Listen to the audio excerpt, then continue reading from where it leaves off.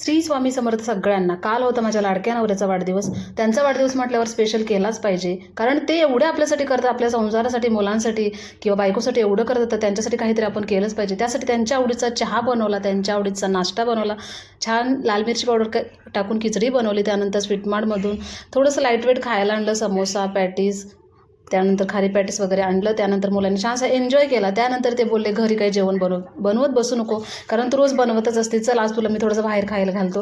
त्यानंतर आम्ही गेलो बाहेर. तर बाहेर मुलं बोलले आम्हाला जेवण वगैरे काही नको, इडली डोसा वगैरे काहीतरी द्या. त्यानंतर आम्ही दोघांनी एक व्हेज थाळी मागवली. तर छान अशी व्हेज थाळी मस्त होती, त्याच्यामध्ये सगळे पदार्थ होते. खूप सुंदर वाटलं एवढी थाळी आणि एवढं म्हणजे पदार्थ बघून छान मन तृप्त झालं. त्यानंतर येता स्वीटमार्टमध्ये गेलो.